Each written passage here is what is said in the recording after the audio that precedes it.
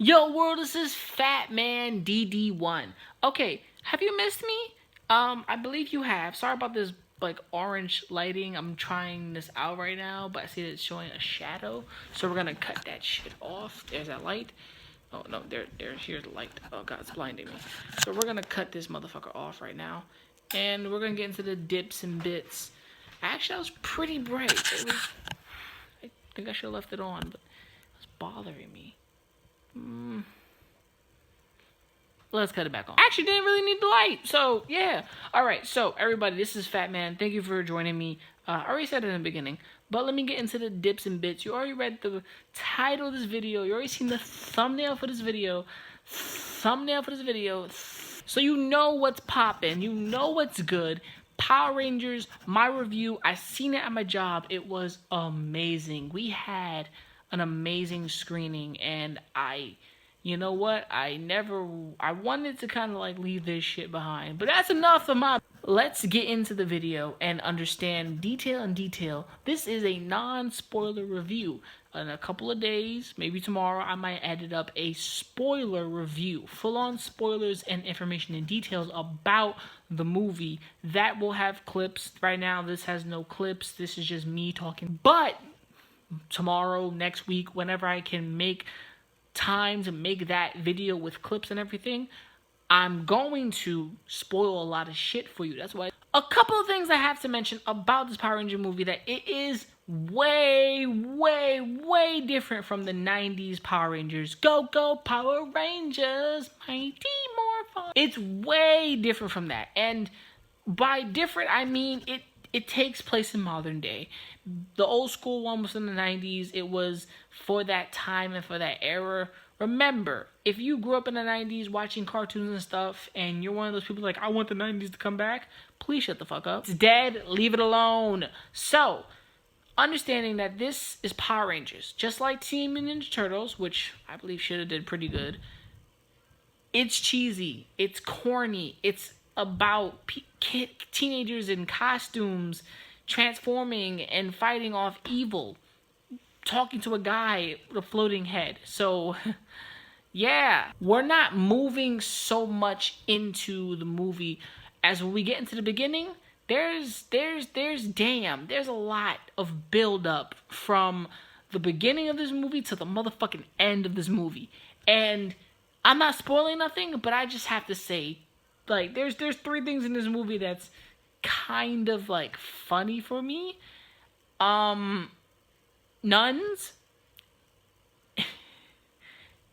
and I rock sliding. And you'll see that real soon when you know what I'm talking about. Nuns and rock sliding. Oh, a pair of scissors. Whatever fucking journal you write them in. But the one thing about this movie I do have to admit is, as a non-spoiler review, the movie pushes into a different direction than the old Power Rangers. They take a little bit of inspiration, I believe, from, I can't pronounce his name, Adi Shankar or Adi Shankar. Adi Shankar's Power Ranger movie that came out, his fan-made film movie that came out, they take a little bit of inspiration from him, I believe, because they have a lot of, like, opening is dark. This is a dark movie. Does dark always work? I have someone I work with that she said the Marvel Netflix TV series are too dark. Daredevil's too dark. Jessica Jones, Luke Cage is too dark. The only one that's not too dark is Iron Fist. And she said she loves Iron Fist out of the others. And I'm just like, okay, but, shut up. I believe they inspire Adi Shankar just a little bit. Because if you watch his fan-made Power Ranger film, which was taken off the internet, I think a while ago, or still on the internet, I'll have the link in the description below. Actually, I'll look on my old videos. That it's pretty well made. Like, they down to the T. It's not like, oh, the futuristic world, but like it's pretty much down to the T. Like, yo, this fucking movie is real. Power Rangers is real, and this whole movie was using a realistic aspect of it. Rita Repulsa, a bitch. Zordon, dumb man. You want to know why? Watch the movie. I'm not spoiling nothing until now. But the 5 characters that they bring together are amazing. Billy without even spoiling anything, Billy is funny, smart to the T, and brings out a lot, and is solely, I believe solely, and I don't know how to, like Solo, like Han Solo saves the day, hope he never dies. The black man always dies in every movie. The heart of this motherfucking movie, the heart of this movie is Billy Cranston. Shouts to Bryan Cranston because that's also his name because he worked on Power Ranger films a lot, voicing characters, you know. Shout out to you, Bryan Cranston. And that's why I love Billy. That's why I believe that, like, embodiment of that character is amazing. And bringing out the inspiration and bringing out a lot of emotion, Billy is heart. Like, the dude isn't strong in the beginning. Like, he's not strong in the beginning. He has a lot of character development with the rest of the other characters. Jason Scott with his big mistake and like finding out who he is as character and why he's a leader. Like, seeing why he's a leader. Because without spoiling anything, Jason is a football player. Like, they kind of mention his big mistake. And, like, they mention some accident because he's standing in front of the car. Everybody knows that car. He's like, is this to remind me of my big mistake? It's like, yeah, you did something stupid. Like, we all don't know what it was, but it's a car accident where we seem to see that as much. Trini, not Kimberly, being bullied, cuts her hair. There's a reason for that. Trini, I don't know, you know? Like, honestly, watching the movie without spoiling anything for now, Trini was more of a mystery character. Zach, there's a reason why he's on a train car. There's a lot of reasons for these characters' growths and development. 3 characters going to school. 2 characters being at that school but still not being known. You know what I'm saying? So the development of why Zach is such a daredevil and the development of why he's so crazy leads to why he lives life to the fullest. And there's a reason for that. Non-spoiler review coming soon, so stay tuned for that. But the character, and I like the fact that they didn't give him like the old hip hop keto dance moves, like the old the old Zach. And shouts to the old actor Walter Jones, amazing dude. They didn't give him that because they wanted to embody a different version of Zach, which I love that so much. The original Black Ranger and him both took a picture together, which I think is cool. That they're embodying each other. You know what I'm saying? Hopefully, he probably gets to do like a funny hip hop keto and like see like the not spoiler, you haven't seen the movie, like part 2, like the sequel. Hopefully, Power Rangers 2, like he does some hip hop keto. It'd be hilarious. Everybody's just like, Zach, get the fuck off the floor.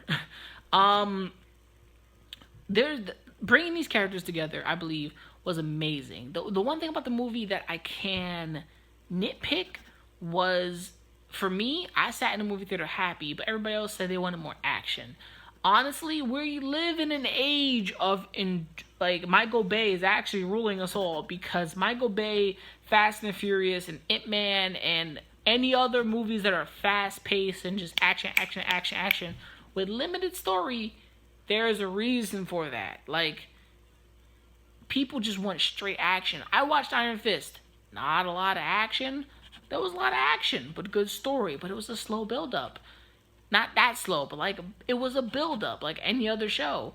Watching this movie, quick. Everything is moving at a different pace. But when shit happens, oh my god. Like how they find their coins? Okay. They find their coins by, you already seen the trailer, blowing the hole in the mountain, they find their coins. But how they find their coins and what happens after is what I'm going to talk about. Because that leads them into the sequences, what we see in the trailer, that Zach is jumping over a house, that Jason is broke his sink, and they're in the school boiling that freaking thing, the counter alive, and then they go back out there, and then they jump over the mountain ledge. We get to see their powers, and also that's not easy. Like, that looks like some Chronicle shit, and Chronicle was amazing. This movie had elements of real life stuff, real life issues, and relate it more to characters. If you ever been through something in your life and you remember, like, we were teenagers a long time ago, but we were at that age that was just like, your drama's kind of pathetic in high school, and it's kind of getting hard out here, and you will screw up big time. These characters show that you'll screw up. We all screw up, and what happens? You learn from your screw ups. Like that's the first part of the movie that I believe that you have to get through. You know, it's like you got to get through learning how to fuck up and be a fuck up. You know what I'm saying? It's like, oh, I'm a fuck up. That part is done. Rita Repulsa, I'm going to just skip right into her. She's good. She's got something from the old series that's hilarious. A couple of lines, one hitters. But non-spoiler, when the Rangers found out she broke into Trini's room, Rita bad. Rita dirty. Sexy and dirty like a swamp monster. Fuck is a swamp monster doing in this? But she's oh my god, like she fucks up Trini real good in those like trailer parts. But the Rangers the Rangers try to go after her and they fuck up badly. Like she brutally beats the shit out of them without even trying. Like she beats the fuck out of them without even trying. And like it ends up that, you know, knowing the secret of finding out the fucking, you know, what they're trying to save, who they're trying to save, and non-spoiler, what they're looking for and what she's looking for will basically destroy the entire freaking planet. There are certain scenes that link together, and like certain places in Power Rangers that link together also with Angel Groves, and I'm just like, wait a minute, what did he say? And I had to look back at it. I was like, whoa, he's on what and where? So there's a lot of situations within this Power Ranger movie that connect to each other. What do I mean by that? You gotta look at it and find out what I mean by that. But we take it to another level where these characters enjoy themselves, and the actors that play these characters, hopefully that 6 sequel movie deal that's down the line takes these characters to the next level. Because after 6 movies, within 6 years, these actors will be done with playing their roles, because I don't think they'll be putting those suits on for about 7 years or 8 or 10 years. No, they don't want to be like the Power Ranger cast that we all know and love, that come to comic conventions and, you know, rake in their little bit of money with their weird managers. Yeah, we don't want these actors to end up like that. I don't want these actors to end up like those actors coming to every convention, taking money from everybody, you know what I'm saying? No offense to those people, you know what I'm saying? No offense to like Tom, like Jace David Frank or any of the other guys. You guys are amazing. But we want these actors to grow in their roles, move forward, and pay homage as much as they can, and then move along. Big spoiler, coming soon, I believe, that we found out there's a miscast character. I think I've seen Bulk and Skull. Like, I think I've seen Bulk and Skull. Like, I've seen, I think, Bulk, and I've seen Skull. I think I've seen Skull. Like, I think I've seen him, and they just won't even say his name. And then I'm just like, fuck! You casted him, but you didn't even say his name!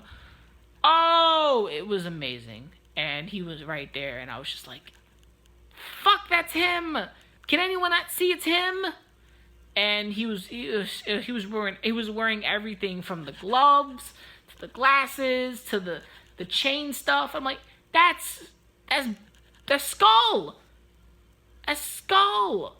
And, you know, the dude that picks on Billy, it's not Bulk, you know? But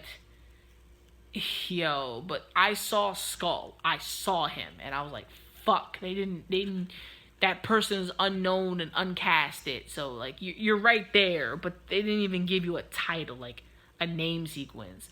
Hopefully, I don't think it was in the credits. So I don't know who was staying past them credits or before them credits, but I didn't see it. And he wasn't named, as I mentioned. Zordon, kind of a dick. Alpha, hilarious. Alpha 5, I think, took most of this movie to a funny approach. Some of their training took this movie to another direction and brought it together in the final act. You could say was bare bones, almost in like, oh, that was a quick build up. What happened?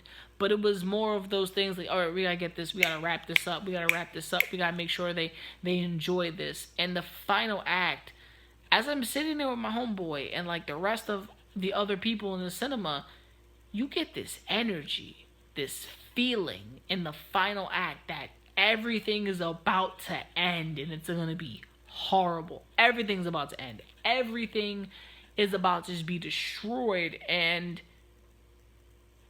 you get that one moment that you care for these characters and it comes together beautifully. You're like, fuck, what's next? You know, after that one final act is done, you think of yourself, they could have did something else with that.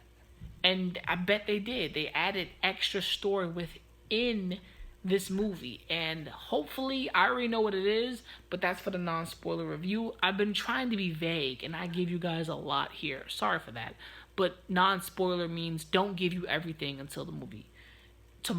Whenever I can work on the non-spoiler, I will. But this is not a spoiler review. Non-spoiler. It's just the whole skull thing. I was just like, bulk skull right there. I was born in 1992, so kind of Power Rangers was like 2 years out of me. I wasn't straight on 90s. I was like 1992, popped out the womb, grew, maybe like 2000s. But I did start watching TV at a certain point to realize Mighty Morphin Power Rangers was my shit, and I don't know why. It was hard to realize as a kid. It's like, when I look at it now, it's just like, why do I love Power Rangers again? The campiness, the cheesiness, the being righteous and being truthful. And for a movie that was like, what, PG-13, it kind of used a lot of words like, we'll kill you, oh, we'll definitely kill you me how, bitch. They used bitch. Like, they used the word bitch in this movie, and I was like, that's a little harsh. I like that. You know, they use it twice, you know, dead, kill. They use a lot of, they make it dark enough. And I'm just like, oh, when did y'all take a left turn to kill streak? There's missing clips in this entire movie, which is not a spoiler. When you watch it, there's something missing from the movie that's in the trailers, all of them. You're just gonna be like, where the fuck is that one scene? Yeah, you'll see it. But I loved it. If I had to rate this movie from a fan and a non-fan, as someone that loves Marvel movies, and just knowing that if I was a non-fan and I liked superhero movies in general, just because I know it was a superhero movie or a colored costume movie, not Captain Underpants, I would have given this movie a straight up 9. Solid motherfucking 9. Why? Because it did so well and it had so much on its back. These actors had not just the media, but they had the fans, they had the original actors, and they had Sabon on their ass. I am Sabon. Like, they had him on their asses, especially fans. Especially me, I follow most of the actors' social media. All 5 of them, I follow their social medias, their Twitters, their Instagrams. I'm up in their grills. So when we sit down to find out what these guys are like outside of their acting world, they're pretty cool people. But you want to analyze them from a point of view. It's like, all right, how are you going to embody this character? How are you going to embody this role? How are you going to make me love you as the new Jason? Well, we still got the old fat one just over there raking in money from these conventions he shows up in. Whatever. And also shouts to the old cast because, you know, R.I.P. Trini, but They all showed up on a red carpet except for I think the Yellow Ranger. I don't think she wanted to show up on a red carpet. It was the Black Ranger, the Blue Ranger, the Pink Ranger, the old school Pink Ranger. They all showed up on the red carpet. Tommy, the Green Ranger, Jason David Frank. They all showed up on the red carpet for this movie event, and that's amazing. Old school Power Ranger cast came back to show love for the new Power Rangers movie, and that's cool. Like, I respect the shit out of that so much, because that means they're watching and seeing if they can really pass their mantles. Like, yo, can we finally just like let this go? You know what I'm saying? Because I think these actors moved into their right to become the new Power Rangers of the modern era, and the old school Rangers are not going to be pushed into obscurity, but they're going to be like, yes, the mantle, I think, has been passed, and these characters have finally been taken from us, and we are done. Because no matter what, we still have the old Power Rangers TV series, the old Power Rangers movie. We still have Mighty Morphin, Power Rangers the movie, and Turbo, a movie. So don't worry, guys. I believe this movie deserves a fucking 9. Fuck the critics. Fuck all the critics. This movie will amaze and astound you. And when I come out with my spoiler review, I'm going to give you more information. But this is just a regular review. The movie was pretty awesome. Needed more fight scenes. Little bit. Had a problem with, I believe, the putties. Had a problem with them. But next video. And that's it. This is one thing that irked me the most, was the Zord. And yeah, I'll leave it there, because that's another video. I've dragged this on long enough. So I'm Fat Man DD1. If you've seen the new 2017 Power Rangers movie, Saban's Power Rangers, if you've seen Saban's Power Rangers, what did you think of it? Comment down below. What did you think of it? 2, if you liked the movie, what scene made you laugh the most? 3, so comment one thing you liked about it. 2, what scene made you laugh the most? 3, what is the one part of the movie that gave you the feels? Let me know in the comment section below. So I'm Fatman DD1. Peace, and I'm out.